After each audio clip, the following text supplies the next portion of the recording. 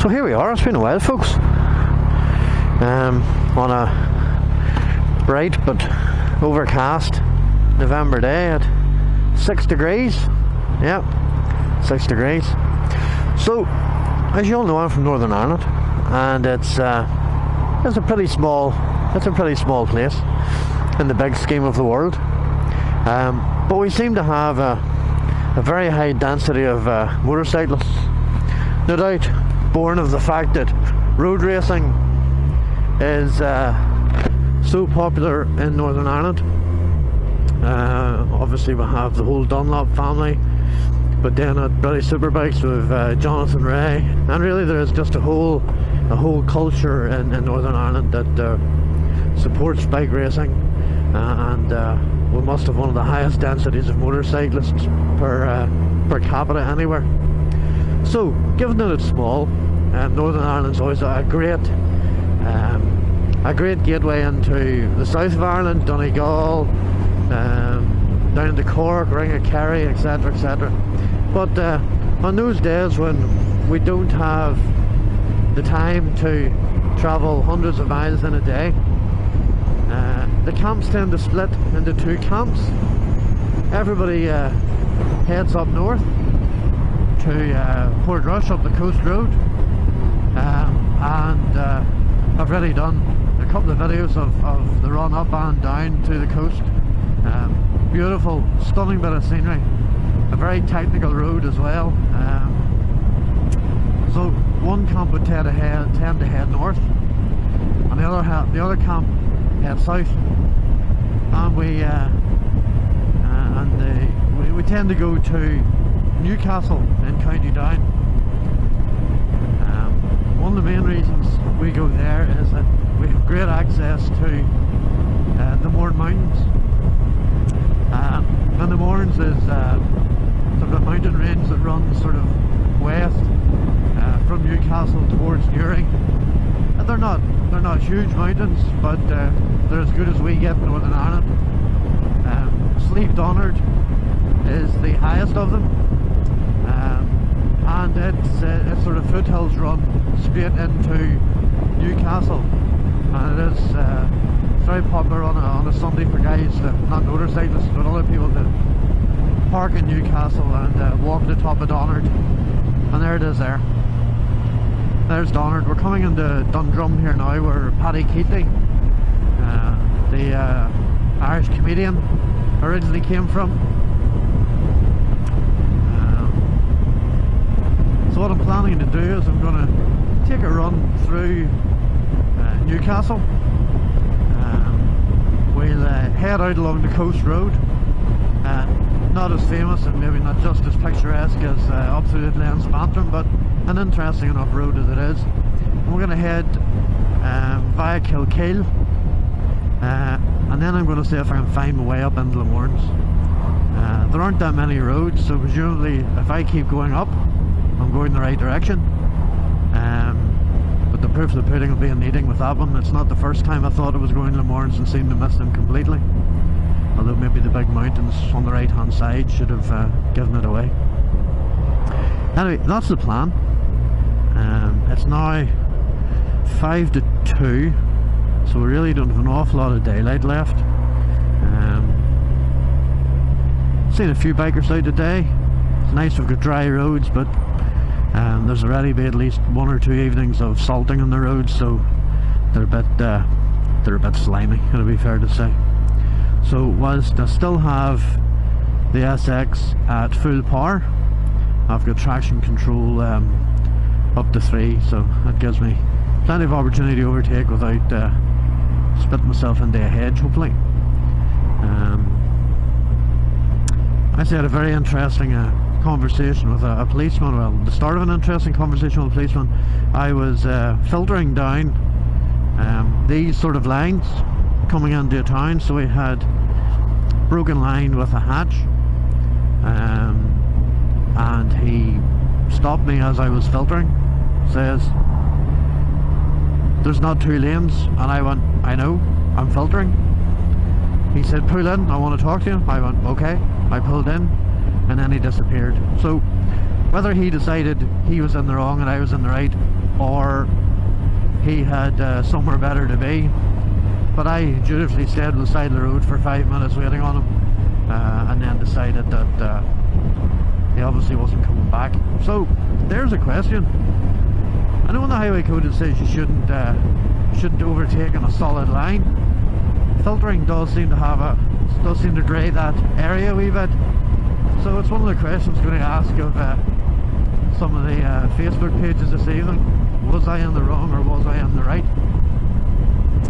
I'm guessing, since he didn't come after me, he maybe didn't have a great argument, considering I was only doing about 10 to 15 miles an hour. To me, an overtake is considerably faster than the traffic I'm passing. Anyway, that was just an interesting one before I started recording here. So this is Murlock Bay over on the left hand side, an area of outstanding special scientific interest. For such a small country, we do have an awful lot of places that are considered by the rest of the world as pretty special. So we have a number of special sites of scientific interest. We have a number of World Heritage sites, the most famous of all being the Giant's Causeway. I think Belfast was recommended by Lonely Planet, the venerable travel guide, Lonely Planet, as the place to be in 2018. Who knew? So certainly having, like most countries, you tend to live in it and not see that much of it because you go about your daily work. And the Titanic exhibition had been open probably about 5 or 6 years before I ever got around to going to it during the summer there. The ticket prices were quite high. They were maybe, I don't know, £18 for an adult, £12 for a child. I actually thought it was a bit steep, but having actually done the tour and the experience, worth every penny. So I'd heartily recommend, if you get a chance to come to Belfast, on the Lonely Planet advice, definitely make sure if you're a biker, you got to do this road. You got to see the Mournes. You got to go up the north coast. You got to see the Giant's Causeway, and after you've parked up, go to Bushmills Distillery. But you also definitely got to go to the Titanic experience. It is exactly that. It is an experience.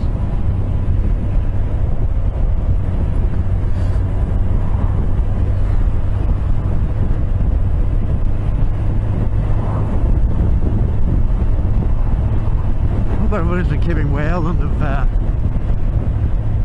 got a few trips in over their summers, and everybody has travelled safely. And I'm sure people have bought new bikes, bought extra bikes. And, at the end of the day, that's what we work for. We work to play.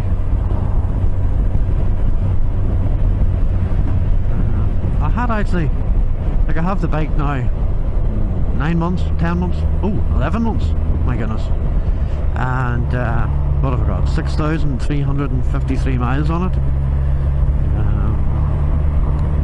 I'm not a great fan of putting the bike away for the winter, because on the odd day you get like this, you wanna take it out and get cooled for a couple of hours. But I suppose one of the issues is my bike lives outside under a cover, and although the cover is very, very good, it certainly sort of takes its toll on brake discs and things like that. It's washed and dried every single time I come back, but just general exposure to the atmosphere, there's still the odd fastener that it's very, very hard to protect. As everybody knows, ACF 50 is the biker's best friend, and I tend to just make sure it's nice and warm, spread on the rag and rub it on. Although we do hear of guys that would that are able to decant it into spray guns, which to me would be brilliant. Well, I haven't got around to taking my fairing off yet, and I think I'll probably do that. I'll probably try taking the fairing off this winter, give it all a good proper clean rather than just a power hose.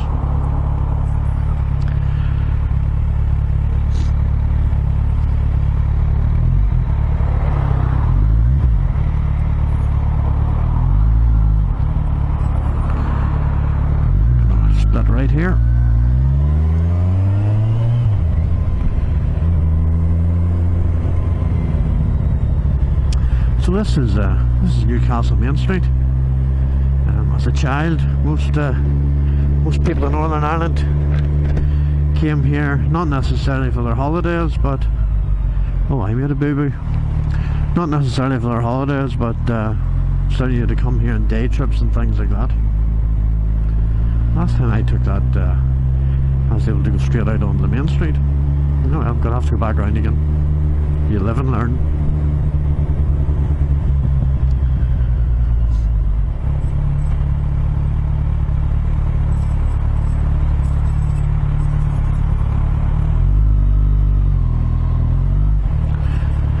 And then you miss the lights.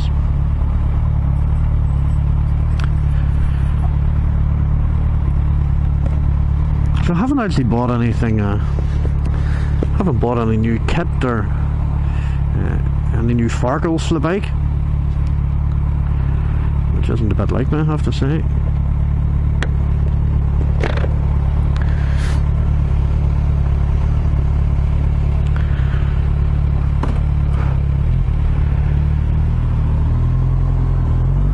What I did do with my boots, I have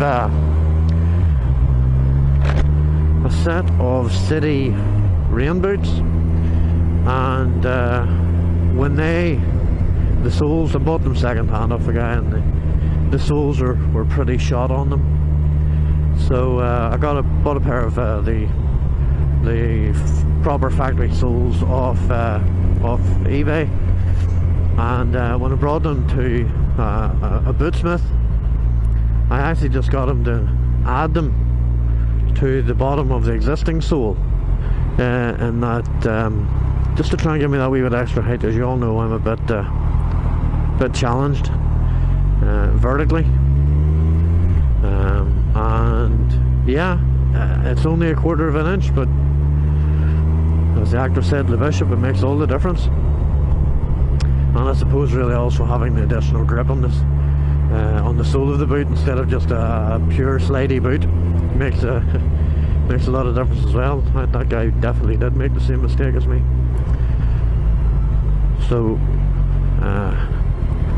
deja vu, here we are on the main street in Newcastle. I'm gonna sit in front of this dude.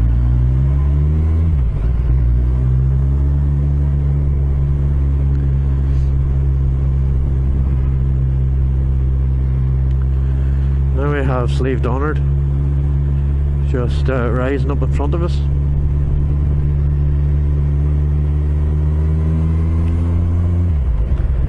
Again, it's one of those places I've never been up Slave Donard. I'm told it's a couple of hour, maybe 3 hour walk up and 3 hour walk hike up, should I say, and a 3 hour hike down, but I've never tried it. Looks a bit high, to be honest with you. I know in the scheme of mountains it's probably only a pimple, but it's one of those things that I really must do on the very odd good day we get in Northern Ireland.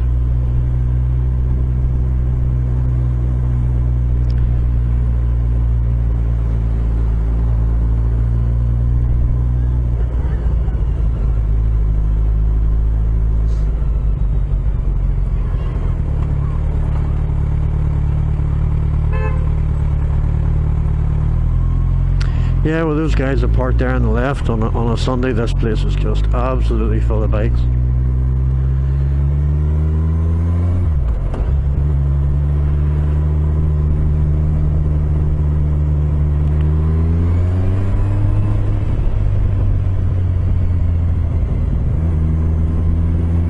So we're going to follow this this A2 Kilkeel coastal route. There are a couple of reservoirs in the Mournes here that would supply a lot of water to Northern Ireland. You've got Silent Valley, which is quite a big one, man-made reservoir, and you also have Spelga Dam. And if my nose takes me right, we'll probably come past Spelga Dam. We're because the road sort of through the Mournes goes by it. Whereas Silent Valley, again, I've only ever been there a couple of times, but Silent Valley seems to be just basically stuck at the end of a road. So you don't drive past it, you go to it, if you know what I mean.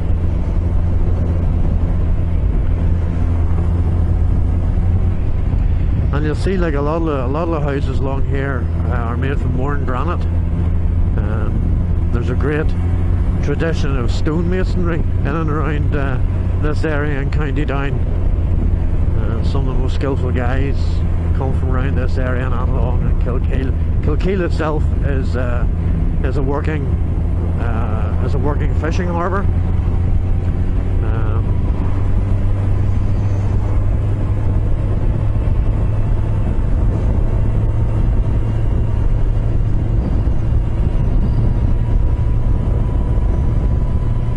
And as part of my daytime job as an ISO systems auditor, I audit a company down in the harbour itself.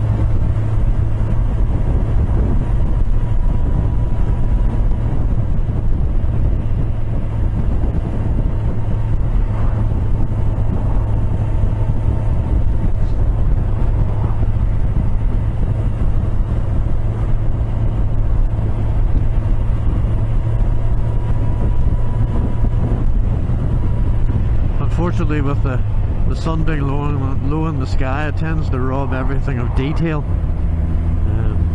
The glare just sort of washes out, and I'm sure it will do that in the camera. I know certainly for me riding along, it just washes out all the detail. So hopefully whenever we get to Kilkeel and start to come back, the sun will be behind us. Maybe we have a few nice views coming back through the Mournes.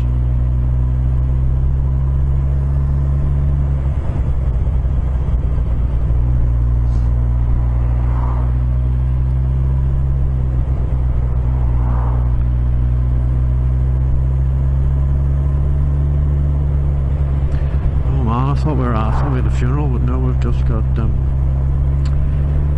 slow people.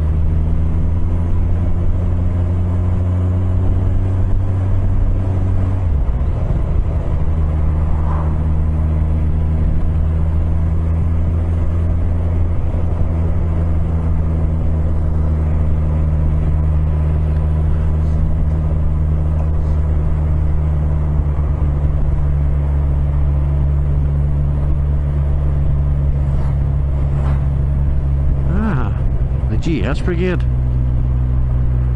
The best-selling bike in the UK is the GS 1200 and the GS 1200 Adventure.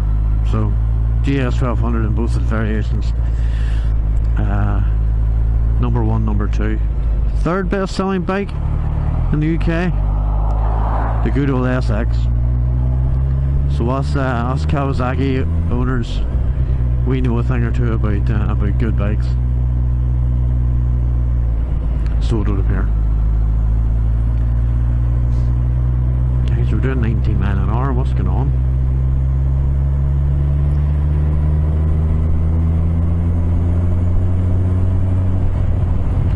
Oh, the big difference between this and the Antrim Coast Road is it's not very open.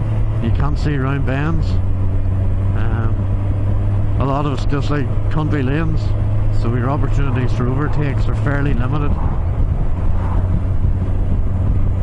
You don't have a lot of forward vision.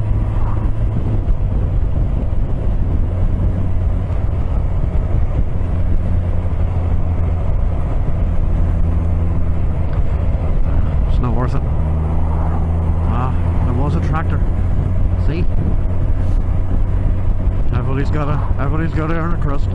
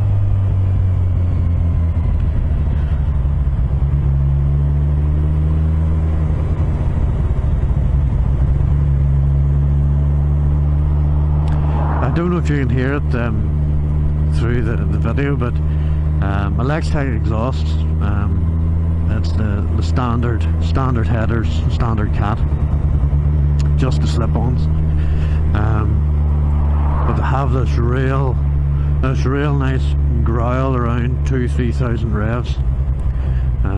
Don't quite pop and bang, but they almost sound as if they're about to on the overrun. As I say, I don't know if you can hear that.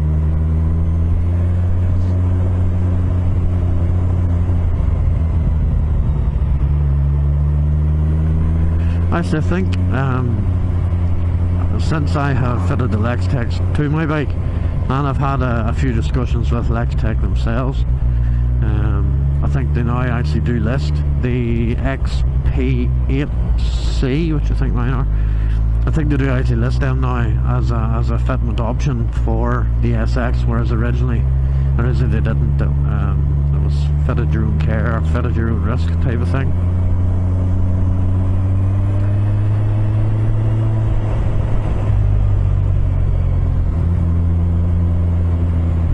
Oh, there we go, another tractor.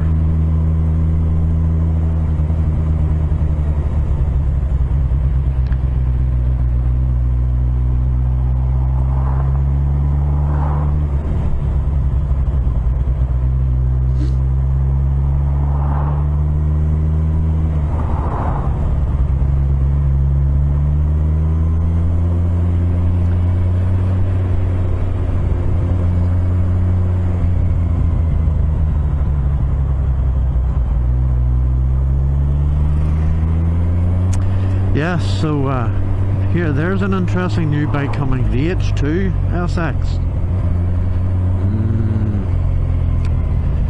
Now, wouldn't that be an interesting machine? I have to say, I've never found my own SX with 140 horsepower lacking, but gosh, I can only think what 200 horsepower would be like.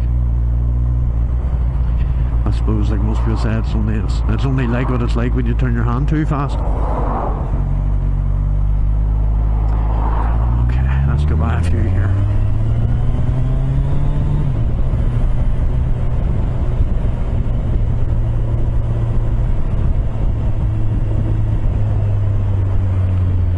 Let's try and jump the queue a bit.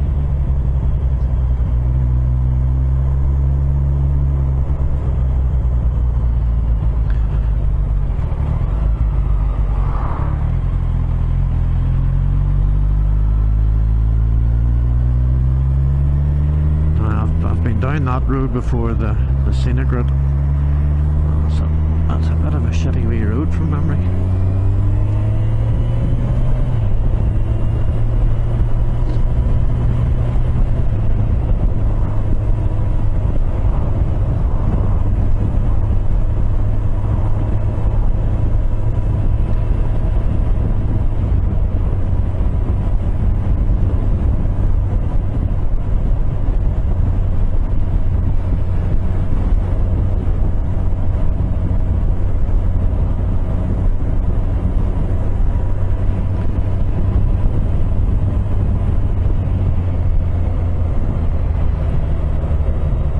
So there aren't really that many roads that, good roads certainly, that go up around the Mournes.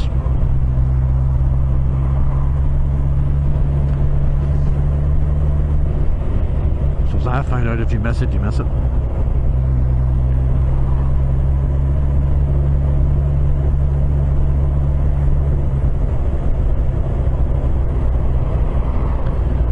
So this is Amlong. Very, very nice, lovely. It's quite a small harbour. Lovely restaurant right down at the harbour. Of course I can't remember what it's called, but oh, there it is, it's the Harbour Inn. Beautiful, really, really nice. At the end of the day, it's another, I don't know if there's any active fishing from Amlong, but certainly it's so close to Kilkill. The fish is as fresh as fish can be. Although I'm not a great connoisseur of fish, I wouldn't be a big fan of it, but fish and chips, which I had the one night I was in there for my tea. It was an absolutely beautiful white piece of battered cod. Beautiful it was.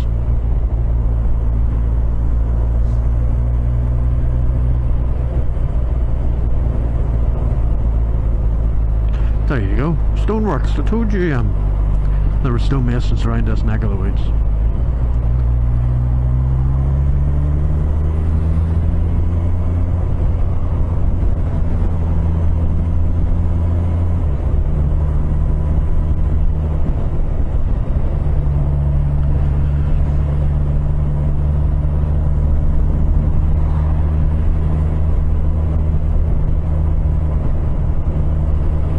I wonder if PC Plod have done me for doing that.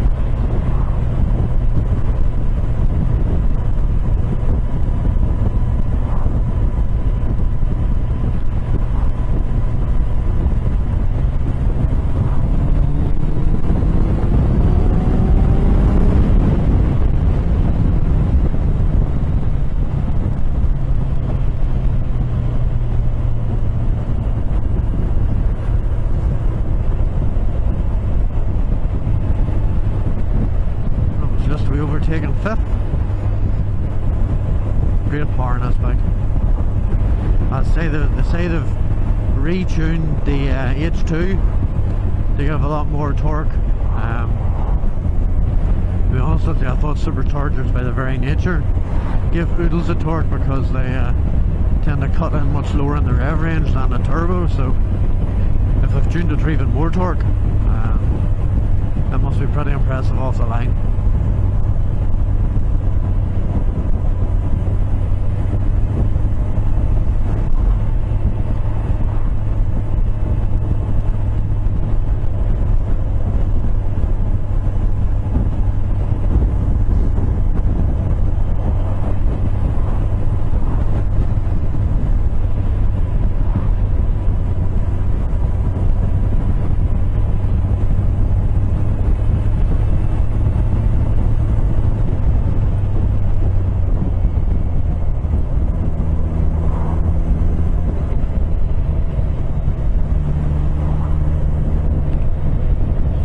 This is Ballymartin.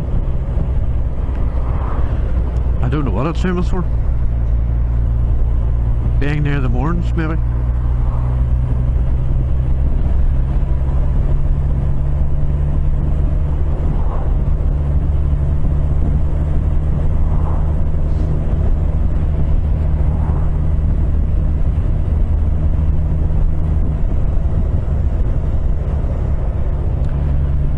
Need to be thinking of turning right soon because they're way over there behind me.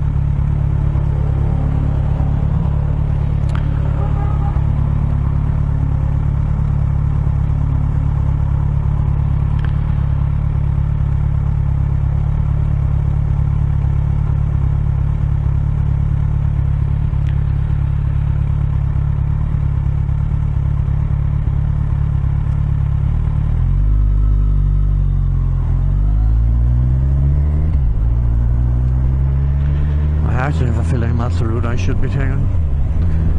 So I'll maybe try and get turned.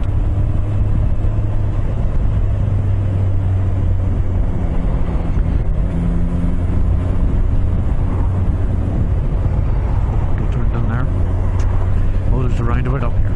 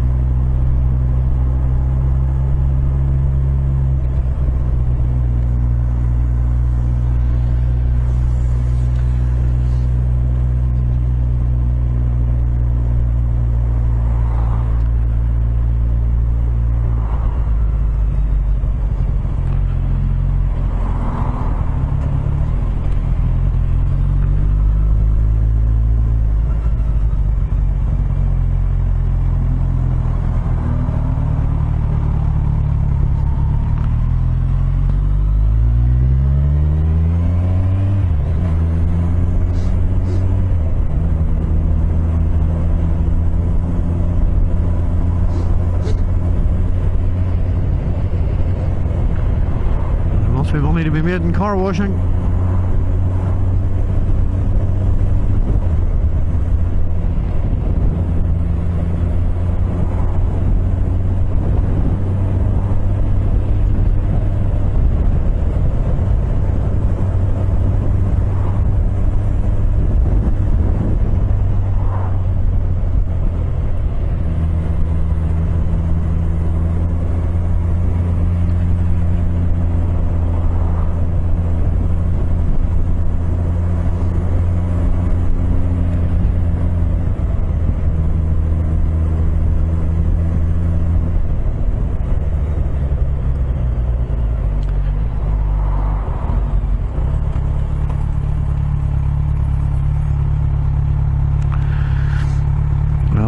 Only 3 miles from Silent Valley anyway, so we'll go this Whitewater Scenic Loop. See what what's up. We don't roll into me, love.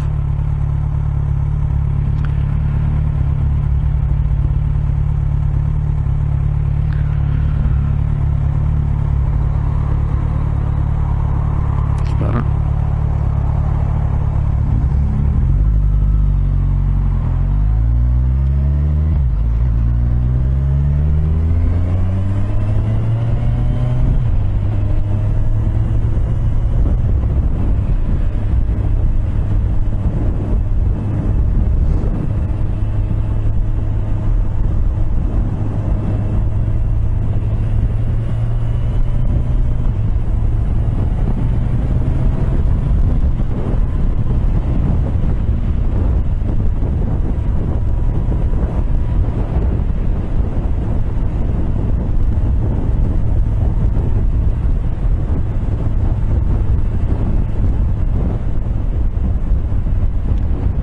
Rubbish, but the view isn't.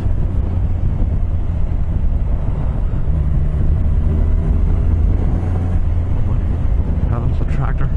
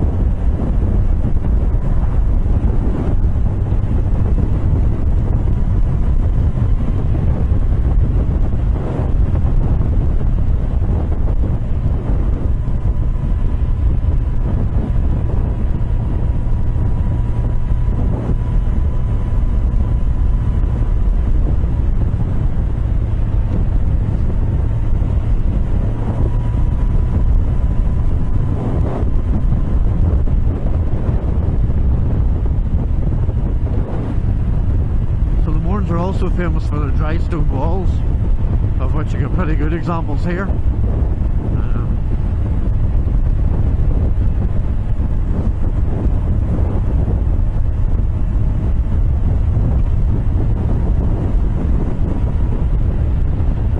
All we want to do is head for the dips and the valleys.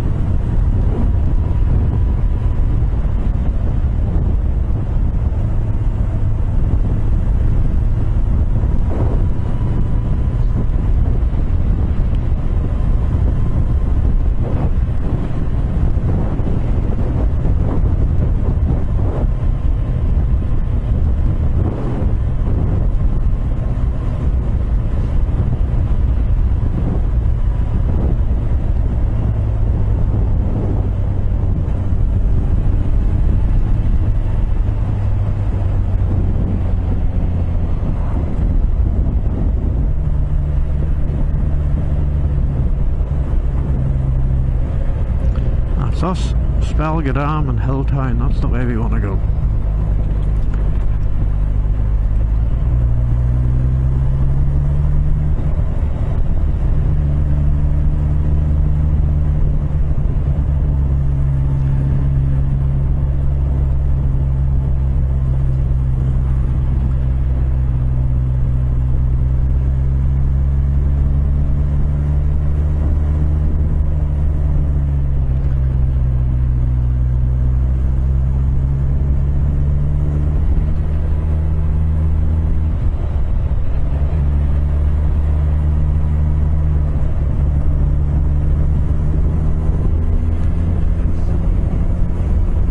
It's getting chilly enough getting on the bike here for a couple of hours at 6 degrees, even with all my Gore-Tex and my liners. Although my hands are toasty, so the heater drifter did their job right.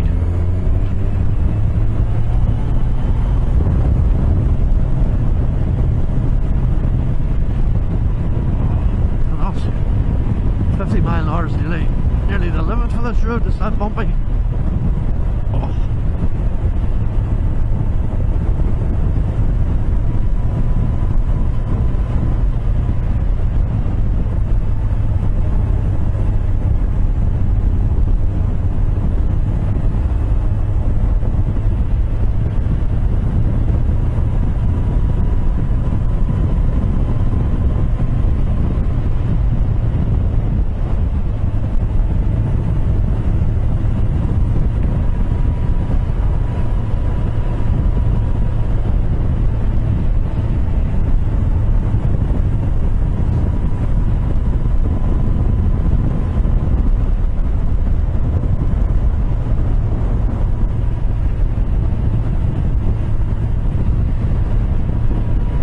It's like riding a bucking bronco, this.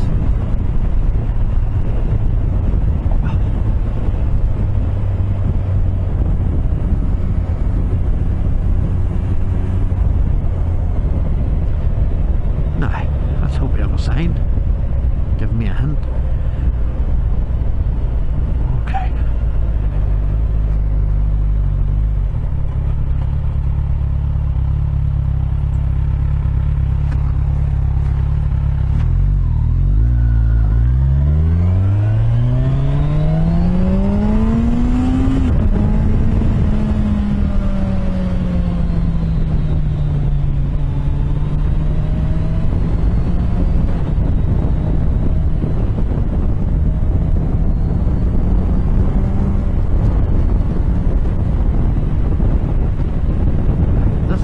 wanted to find for you.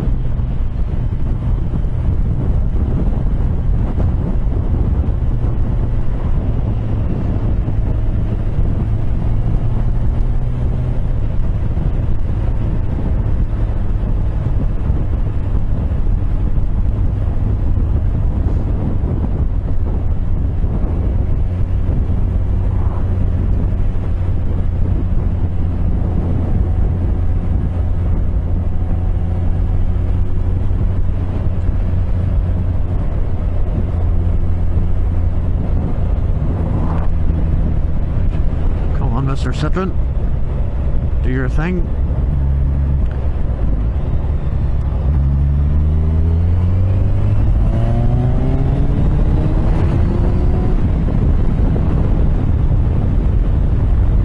I'll do mine.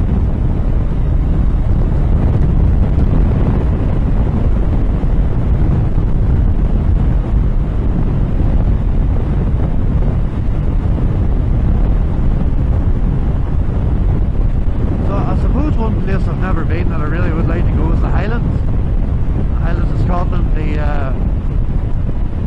500 loop, and I presume it's a much bigger version of this.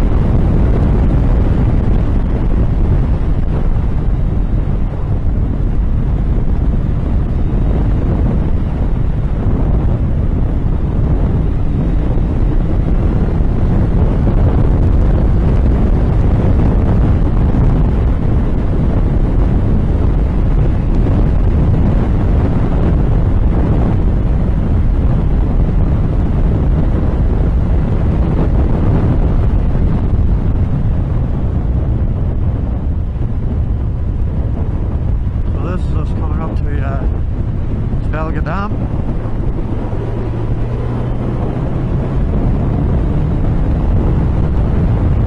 Which has one of those electric brays, as they call them.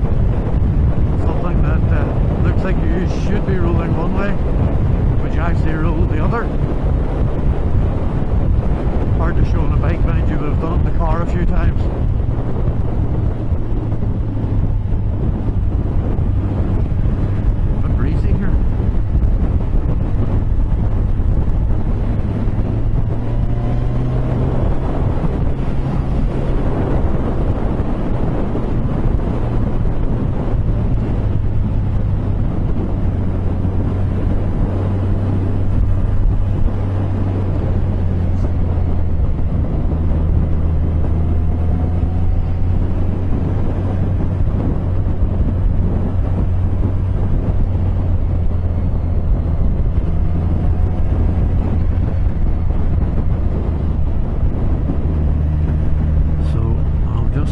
Maybe take a bit of a break and get a couple of photographs overlooking Spelga Dam. Put them on Facebook, put them on my own Facebook page for the Z1000SX Facebook page. Stretch my legs a wee bit, and I come back and show you a bit of the rest of the road home, maybe, depending on how much much battery I have left, of course.